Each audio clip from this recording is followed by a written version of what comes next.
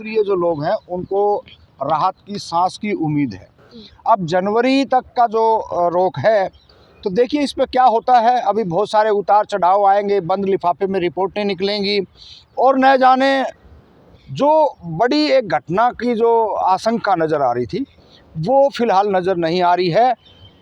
उम्मीद है कि जो चंद्रचूड़ जी ने जो नुकसान देश को किया है, शायद हो सकता है आज वर्तमान में ये कोर्ट कुछ न कुछ अच्छा फैसला देगी। आपको उम्मीद है? देखिए उम्मीद तो रखनी पड़ेगी। हालांकि आपकी जो बात है कि उम्मीद है, उम्मीद बहुत कम है, क्योंकि जिस हिसाब से चुनाव आयोग को देखें, चाहे सुप्रीम कोर्ट को देखें, चाहे वर्तमान में सत्ता में जो बैठे हों या प्रशासन अधिकारी हों, ये तमाम जो हैं आज आरएसएस, बीजेपी और करनी सेना जाने कितने जो संगठनों के विचारधारा के लोग इसमें घुस चुके हैं। पूरे का पूरा आज इस देश में हालात बद से बदतर होती जा रही है। फिर भी कहीं ना कहीं उम्मीद किसी न किसी से तो करनी पड़ेगी। अच्छा, आपको क्या लगता है, जैसे सुप्रीम कोर्ट ने निचली अदालत की सुनवाई पर रोक लगाई है, आप कैसे देख रहे हैं उनसे? नहीं, देखना तो यही है, कहीं ना कहीं कोर्ट के ऊपर भरोसा किया जा सकता है, लेकिन जिस तरीके से सुप्रीम कोर्ट के जज चंद्रचूड़ जी ने जो किया है उससे उम्मीदें बहुत कम हैं। हम ये बात भी कह रहे हैं, लेकिन भाई अब जनता के पास ऑप्शन क्या है? धैर्य रखना पड़ेगा।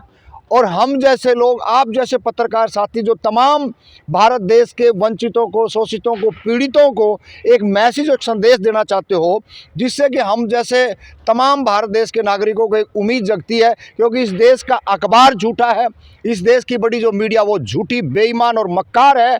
इससे साफ पता चलता है कि आज के टाइम में अगर हमारी कोई बात है, अगर हमारे को किसी से कोई आशा और उम्मीद है, तो वो खाली आम जनता से है। सत्ता के अंदर जो बैठे लोग हैं या ब्यूरोक्रेसी के अंदर जो बैठे लोग हैं, 101% हम दावे के साथ कह सकते हैं, वो सारे के सारे हर जगह पर बीजेपी आरएसएस ने अपने प्यादे बैठा दिए हैं। एक बार दिखाने को कुछ होता है लेकिन करने को कुछ होता है, लेकिन भरोसे के सिवाय हमारे पास कुछ नहीं है। लेकिन जनता से उम्मीद है, अगर कोई गलत फैसला आया, अगर इन्होंने कहीं जाकर के फिर शिवलिंग ढूंढने का प्रयास किया, तो ये मान लेना कि इस देश के अंदर ज़्यादा समय तक आप नहीं ढूंढ पाओगे। ये खोदो भारत अभियान जो चला रखा है, ये सबसे ज़्यादा नुकसानदेह होगा। ये तो अजमेर तक पहुंच गया। अब अजमेर तक नहीं है, अजमेर से आगे भी जाने की उम्मीद आप कह सकते हो, जामा मस्जिद, लेकिन होगा नहीं, क्योंकि आज भी तमाम न्यायप्रिय लोग हैं वो लगातार खड़े हुए हैं। और हम भी कह रहे हैं इस बात को, डंके की चोट पर कह रहे हैं, अगर इस देश के अंदर किसी को सताया जाएगा, अगर किसी को मारा जाएगा, तो हम लोग भी कमज़ोर नहीं हैं। वो चूड़ी वाली बात हम नहीं कहेंगे कि हाथों में चूड़ी हमने नहीं पहन रखी है, लेकिन हम कमज़ोर नहीं हैं किसी भी एंगल से। अगर जिस दिन लड़ने के लिए बाहर आ गए, तो जिस तरह आज पिछली सरकारों का नाम लेने वाला नहीं है, उसी तरीके से बीजेपी और आरएसएस और इनके जितने जो दल हैं, इनका कोई नाम लेने वाला पैदा नहीं होगा। किसे बता रहे हैं? उन्हें बता रहे हैं कि जिन्होंने पत्थरबाजी की है। जो पत्थरबाजी करी है उनको नहीं कह रहे हम, पत्थरबाजी करवाई गई है। और किसने करी है? हम भुगतभोगी लोग हैं। पत्थरबाजी उन्हीं लोगों ने करी है जो चुटियाधारी, जनेऊधारी और तिलकधारी हैं। उसकी फैक्ट फाइंडिंग कर लो।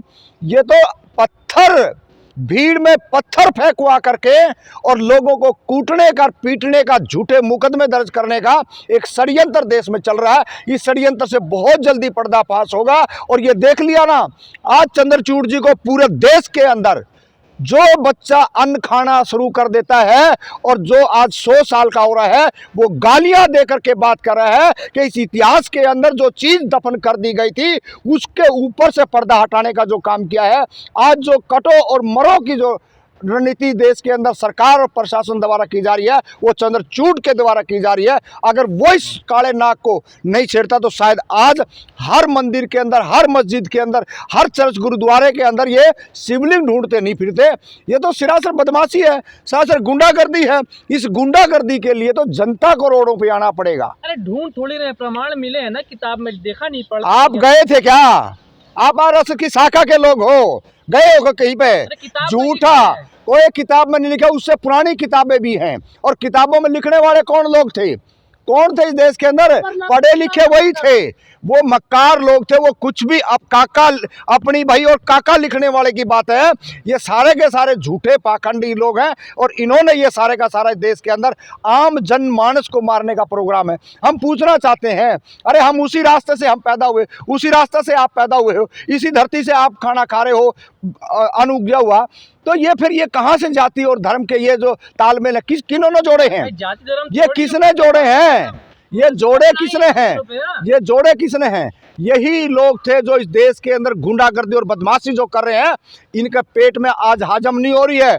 अच्छा मुसलमान खा रहा है, अच्छा दलित खा रहा है, अच्छा ओबीसी पहन रहा है, तो इनको पेट में गुड़गुड़ियाँ हो रही हैं कि ये सत्ता के अंदर आएंगे।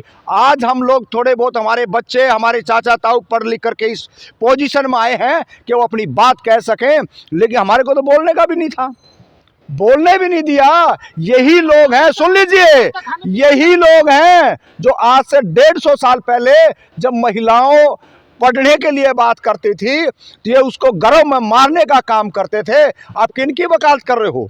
आप उन संघियों की, उन बेईमान मक्कारों की वकालत कर रहे हो जिन्होंने देश के अंदर हिंदू मुस्लिम का कोई काम नहीं। अरे कोर्ट में तो वही बैठे, तुम क्या कर लोगे? कोलेजियम सिस्टम से वही बैठे हैं। जब इस देश की जनता रोडों पे आएगी ना तो ये सारे के सारे भाग जाएंगे। ये कोर्ट कोई बड़े वो नहीं है, जनता से बड़ी कोर्ट नहीं है, जनता से सारा सिस्टम चल रहा है। अगर किसी को गलत फहमी हो रही है ना कि रोड रुकवा दिया और जज साहब जा रहे हैं, लेकिन आगे अगर जनता ने घेर लिया ना, कोई बचाने वाला नहीं होगा। और एक मामला आया था ऐसे ही, एक जज साहब की गाड़ी पलट दी थी हरियाणा के अंदर, जो मिर्जपुर कांड हुआ था। तो इतिहास और लोग जब आगे निकलते हैं तो ये बड़े बड़े जो तुर्रम खां, फन्ने खां अपने आप को कह रहे हैं, धरती पे आके गिर जाते हैं। 18,000 मस्जिदें हैं जो मंदिर को बनाना है। 18,000 मस्जिद। ये देखिए, दिन में जागते हुए ख्वाब हैं इनके, कोई 18,000 नहीं है। ये हम बार बार कह रहे हैं, इस देश के अंदर एक नालायक शब्द का हम यूज कर रहे हैं और डंके की चोट पे कर रहे हैं, जो पूरे की पूरी व्यवस्था के ऊपर जब पर्दा डला हुआ था और उन्हें उखाड़ने का काम किया। आज कुछ चतुर चालाक लोगों ने एक बहाना मिल गया, किसी को पीटना, किसी की बहन बेटी को छेड़खानी करनी और किसी को जाके कुछ भी अपशब्द बोल देना। ये बहुत जल्दी दफन होंगी सारी चीज़ें, यथास्थित ऐसे ही बनी रहेंगी जैसे पहले कहा गया है। जो मस्जिद है वो मस्जिद रहेगा, मंदिर है वो मंदिर है, गुरुद्वारा गुरुद्वारा, और चर्च है चर्च, और बौद्ध मठ है वो बौद्ध मठ रहेगा। ये गलत फहमी का शिकार ना करें। लड़ाने का काम इस देश के अंदर, ये खुदाई का जो प्रोग्राम है ये भयानक है, खतरनाक है। रोड पर लोग आएंगे। 80,000 मठ कहाँ है बौद्ध मंदिर आपके? इसी धरती पे बने हुए हैं। और इन्होंने जो बदमाशी करके 84 और 85 की जो बात करने वाले जो लोग हैं ना, जो आज कह रहे सारी चीज़ों के मालिक हम हैं, यहाँ भी मंदिर है, यहाँ भी मस्जिद है, मंदिर है, वो वही बताएंगे कहाँ पे हैं। हमारे तो है। इस संबल की खुदाई क्यों होगी? अब आपने जो करना था कर तो दिया ना, पूरे देश के अंदर आपने वो बना तो दिया है। अभी वो पीछे जहाँ झगड़ा चल रहा है, जहाँ 1.5-2 साल से लगातार है, ज्ञानव्यापी पे नहीं, एक दूसरी जगह और चल रहा है। तो ये ऐसी ऐसी जगह पे ऐसे ऐसे प्रोग्राम हो रहे हैं। ये रोज झूठे पाखंडी जय श्री राम का नारा देने वाले पुजारी कह रहे हैं कि अब तो बस हमारी एक ही ख्वाहिश है कि हम हरिहर मंदिर में पूजा अर्चना करें। देखिए, उनकी ख्वाहिश कभी पूरी नहीं होगी। जहाँ सदियों से लोग नमाज पढ़ रहे हैं, वो नमाजियों को नमाज वहाँ पर पढ़नी चाहिए और उनको हिम्मत नहीं हारनी चाहिए। पूरा देश को इस बात का पता है कि उनके साथ नाइंसाफ़ी हो रही है।